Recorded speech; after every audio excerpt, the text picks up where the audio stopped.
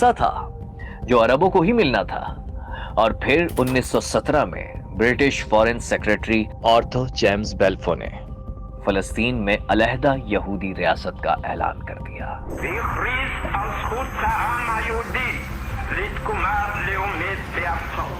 उसने ये भी कहा कि ऐसा कुछ नहीं किया जाएगा कि यहां रहने वाले फलस्तीनियों के हुकूक मुतासिर हों।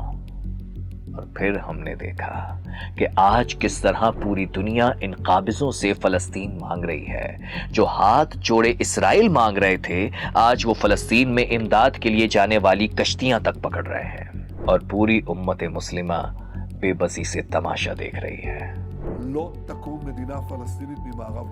अब अरबों को एहसास हुआ कि ये उनके साथ क्या हो गया है, मगर गोरों ने उन्हें ठंडा करने का प्लान बनाया हुआ था, बेल्फोर डिक्लेरेशन, जिसके बाद लॉरेंस को इस्तेमाल करते हुए अरबों को फिर सुहाने ख्वाब दिखाए गए।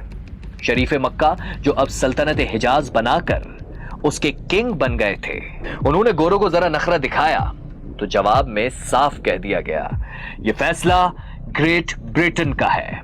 फलस्तीन में यहूदी आबाद होंगे और आपको ये तस्लीम करना होगा। ये अल्फाज जब मैंने पढ़े तो मुझे इन दिनों होने वाला 2 स्टेट सॉल्यूशन का फॉर्मूला याद आ गया। बहरहाल फिर हुआ ये कि ब्रिटिश साइंटिस्ट डॉक्टर विस्टन ने कॉल्टन होटल में किंग के बेटे फैसल से मुलाकात की। उसे मालूम था कि अरब लड़ाई के बाद कंगाल हो चुके हैं। विस्टन ने कहा कि अगर मजबूत अरब रियासत बनानी है तो सिर्फ ज्यूज ही हेल्प कर सकते हैं। हम पैसा भी देंगे और पावर भी। हम तो कमजोर पड़ोसी हैं जिनसे आपको खतरा नहीं होना चाहिए।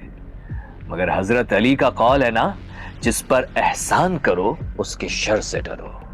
लॉरेंस 1919 में पेरिस कॉन्फ्रेंस में अरब लिबास पहनकर शरीक हुआ। वही लिबास जो पहनकर लॉरेंस ने ऐसा धोखा दिया कि अरबों ने तुर्कों के खिलाफ बगावत की और बादशाहत के ख्वाब देखने वाले ताज बरतानिया के गुलाम बन गए।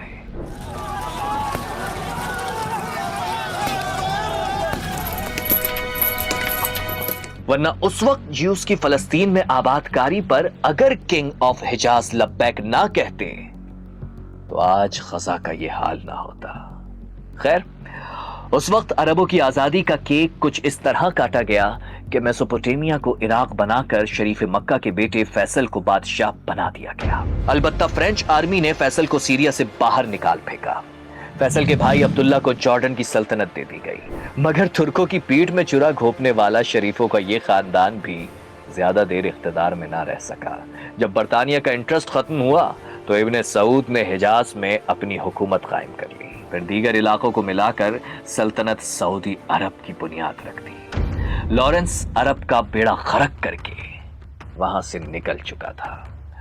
आज अरब दुनिया एक दूसरे के कांधे पर सर रख कर खौफजदा है, मगर उनकी यूनिटी ग्रुप फोटो खिंचवाने से ज्यादा नहीं। उनकी चमकती तलवारें जोड़कर चिमटा बन चुकी हैं। बंदूकें चला रहे हैं मगर दुश्मन पर नहीं, कमजोर परिंदों पर।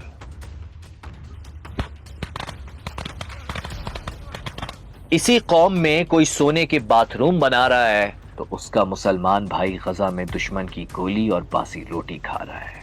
मेरा एक सवाल है, चले बाद में पूछता हूं, पहले जरा देख ले कि ये सब करने के बाद लॉरेंस कहां गया, क्योंकि अब तो वो ब्रिटिश आर्मी का तमगों वाला कर्नल बन चुका था। जंग अजीम में तबाही फेरने वाला वॉर वेटरन, एक मीडिया सेंसेशन, एक सेलिब्रिटी। दुनिया के मशहूर मैगजीन्स में उसकी तस्वीरें छपती थी। लंदन से न्यूयॉर्क तक उसकी धूम थी। उसके जंगी कारनामों पर बने शो द लास्ट क्रूसेड को 10 लाख लोग देख चुके थे। वो तो विंस्टन चर्चिल और चार्ली चैपलिन से भी ज्यादा फेमस हो गया था, मगर चर्चिल उससे बड़ा नाराज था जब लॉरेंस उसका एडवाइजर बनने के सिर्फ 1 साल बाद ही उसे छोड़ गया। मगर उसने ऐसा क्यों किया था? असल में लॉरेंस प्रेस और फोटोग्राफर से छुपकर अकेली जिंदगी गुजारना चाहता था। May be because of the guilt he had. तो उस वक्त लॉरेंस कराची शहर से भी 7 मील दूर ड्रिग रोड पर डिपो में रहने लगा। 9 घंटे ड्यूटी करता, फिर भी साल भर में 6000 लेटर्स और अपनी आप बीतियां डिमेंट 7 प्लस ऑफ विजडम कंप्लीट कर डाली। मगर फिर एक दिन जहाज का इंजन फिक्स करके उसने अपने हाथ झाड़े, बैग कांधे पर डाला और ट्रेन में बैठकर कराची से शुमाली वजीरिस्तान निकल गया। और फिर यहाँ भी धूम मच गई। Simple aircraftman or what?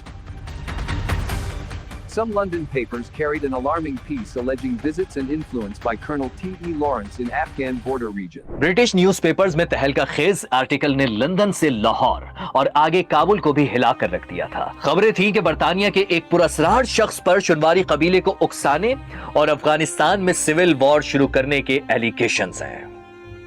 याद आया उकसाने से कुछ?